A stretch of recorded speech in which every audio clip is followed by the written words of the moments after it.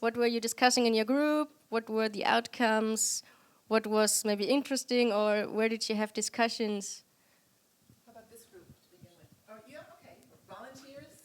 Always get first, because then you don't have to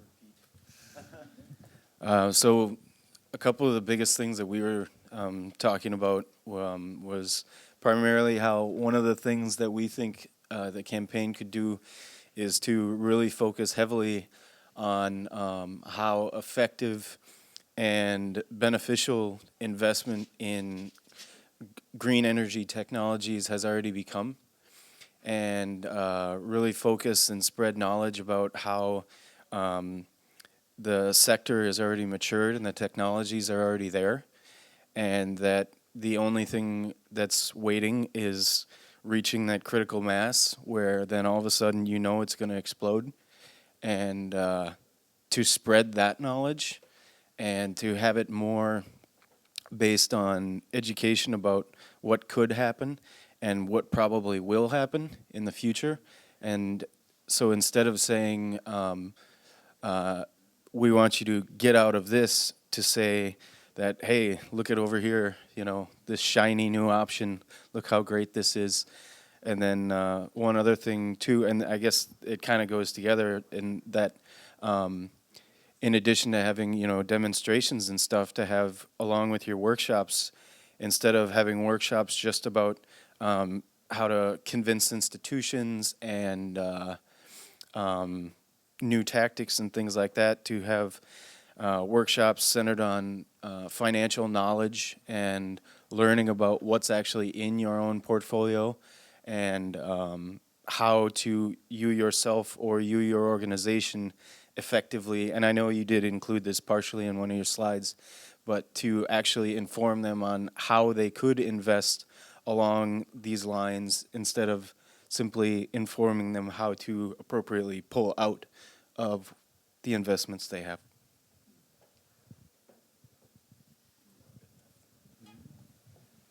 Yeah, please. Maybe we discussed it because I want to add a further point which I didn't raise before. Now, just to switch your investment from A to B. So, well, I think B is better in the future than A, so you may change. But the point here is that the better B becomes, the renewables, the poorer will be A. Yeah? It will be putting the fossil fuels out of business. And so they are really threatened, and that is connected. The cost for renewable energy is coming down, and the cost for fossils will stay. So there will be, the gain of B will be the loss for A. And so, okay, that should be added. It's more. Next group. I'll just say one idea that came out of our group was thinking about building, and maybe this already exists, some sort of database for campaigns that actually have not succeeded, and retaining that institutional memory as to why they may not have succeeded, what other sort of strategies can be taken on by similar groups to reapproach. In the case we were talking about, is usually universities lose institutional memory because students who are working on the campaign leave the university. So some sort of database that both provides historical accounts of groups that have worked with these particular institutions or with universities, as well as strategies in the same vein as you were saying, ways to reapproach universities or institutions that have said no, usually for a particular reason. That's something you can like work through with university. I think one other, what was there others that we talked about? Focusing on small and medium enterprises as well, thinking about ways to engage those enterprises, which it might just be a matter of like providing them a clear example of how they might go through this process, because usually there's only one or two people who are in charge of their funds, and though they may be small, added up they could be quite large. So I'm not sure to what extent that's part of the campaign, but I think those are two things that might fit in as well. So another group.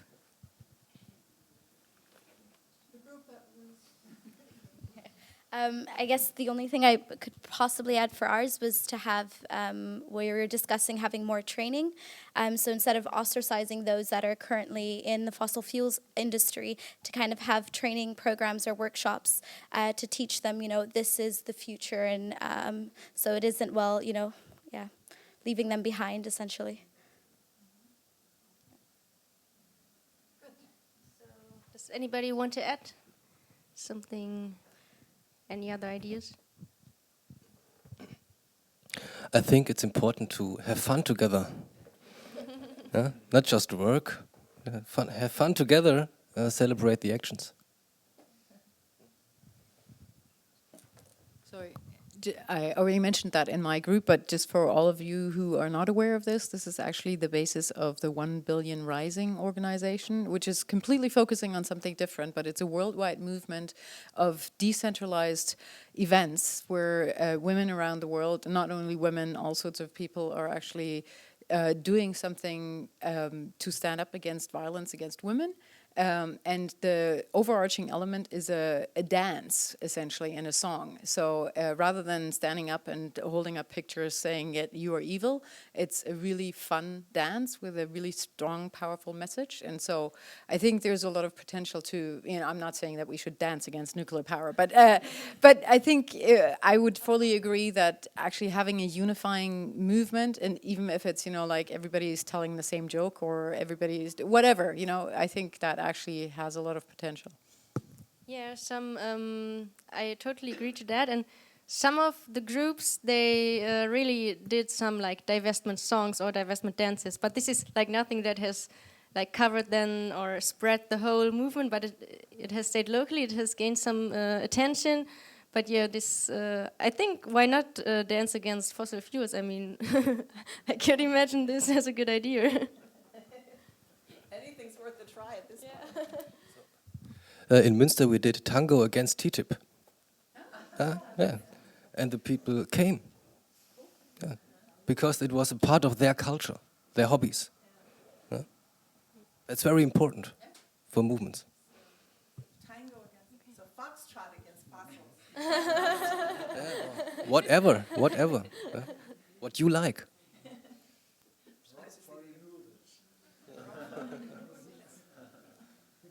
And another thing that's maybe that's the way to success is to use democratic infrastructures within these organizations. When you, for example, referendums or something like that. So the people have to vote if they want that or not. Every person in that is can vote in this. That's the question. They all hit them together, and so they have to choose. That can be a way to success. Okay, thank you for your contributions. So if there are no more comments or questions, I mean, we don't have time to do another exercise because we only have like about 5 minutes left, but maybe we have time that I can just introduce one of our methods that we're frequently using in our workshops that I wanted to do with you, but I think it would take about another 20 minutes. But if you just get an image of how we are working, it's a method that's called the ladder of engagement. So we use this picture of the ladder, and the idea behind it is that, as I already said, that we are trying to build this movement, building a common idea, a common identity, and to empower the people. And then it's always important to know what the people are willing to contribute, what they can contribute, what their experiences are. And for that you could use, maybe it's also interesting in your own context, maybe you could use that as well. For that we use the ladder of engagement. So just to explain, it's really simple. If you're here, it's really low-level engagement. If you're here, it's really high-level engagement. But this might be really different for every person. For example, maybe for you, low-level is blocking a coal power plant. Maybe this for one person might be very low-level, and you would just say, okay, no problem, I do that every day. and for the other person, this is like really high level, and you would say, oh no, it takes much effort, and I'm not sure if I would do that. But yeah, I mean, in between there are a lot of different things. For example, for me personally, it's really hard to go just out and collect signatures for anything. I really hate just going out into the street and just talk to people who are passing by. It's really, really hard for me. But there's also a lot of people in my group I know, they like to do it. So it's also, I mean, it's good that there are different people in the groups, and then so you can just share the task and everybody could do what they want to do. So this is like a thing that you always have to keep in mind, that you don't have to do everything, and that's okay if there are some things that you don't want to do. So maybe 1-2 minutes, or maybe you just have some idea in mind from your own commitment or from your own experiences. Were there things that, yeah, you were engaged in that were really like low level, and that you're doing frequently and that are no problem, or are there things that you would like to do but you're afraid to? So.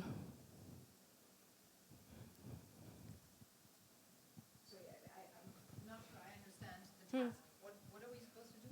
Like just think, for example, you said 1 billion rising, and you told about the dance. So if you would go out on the street and do this dance, would it be like really low level for you, or would it be like a really high level engagement, and that would be like somehow feel not good for yourself? If you want to. Me personally, the actual going out to dance thing was low level.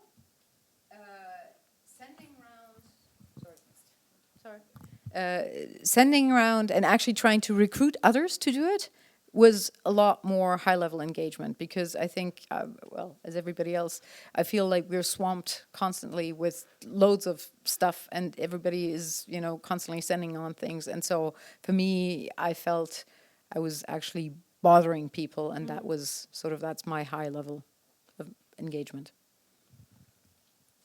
Yeah, please.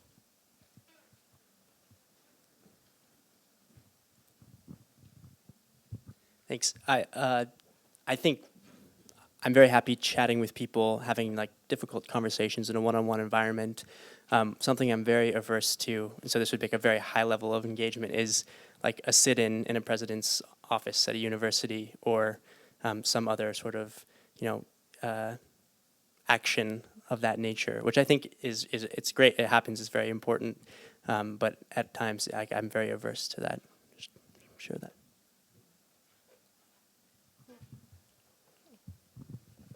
Maybe one more comment, if anybody likes. Yeah. Thanks.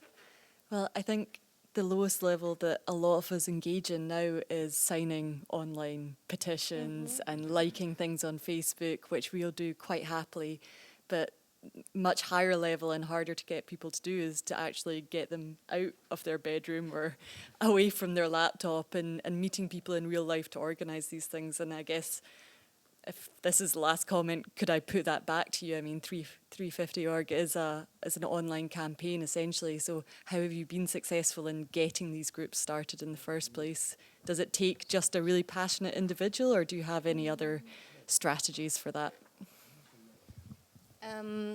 Yeah, for the most groups, like I can only talk from Germany now, there are really like, there are few people or just one person who's just like writing an email and said, hey, I want to start a campaign, what can I do? So yeah, and then they are just, and then we're telling them, okay, you can show a movie, you can invite us to give a talk, whatever, and then people are coming, and then like a group is building. So it's really oftentimes happening from just one person saying he or she is interested in starting a campaign.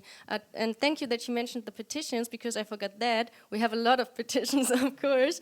And this is also, we have like an online template where you could just like start your own petition. So we also recommend that for people who want to start a petition, who want to start a campaign, to just first start a petition. So yeah, you can easily do it in the internet, and then you can also use that to inform other people. So yeah, this is one very low level thing that yeah, we're doing. Last question? Yeah. Move on.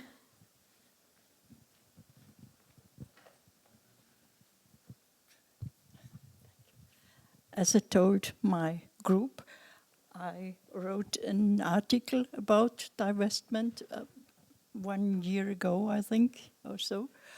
I had no feedback, but I always try to discuss with governors and industry leaders and so on. And on this level, I think I will continue my work. Yeah, that's perfect. Thank you. Great sum up. Okay, Great. then, yeah. Yeah. Thank you for all your comments, and yeah, thank you for listening and for just being here. And I hope you maybe got a bit inspired, maybe just starting your own fossil-free campaign or just taking these ideas home to your own commitment, whatever you're doing. If anybody's interested in some flyers, stickers, badges, you can just help yourself here at the front desk. And there's also some flyers about like personal divestment, private divestment. Unfortunately, they're all in German, so yeah, you can take them if you're interested, and then enjoy the rest of the conference. And thank you. And thank you, Leandra. That was great. Really, thanks so much for coming. Okay. And you'll have a chance to talk to Leandra more. Now we are going over to the plenary, where we were this morning on the other side of on this floor, to discuss the call that we're going to hopefully pass during that session. If anybody needs, well, we're going to be showing it on the screen anyway, so.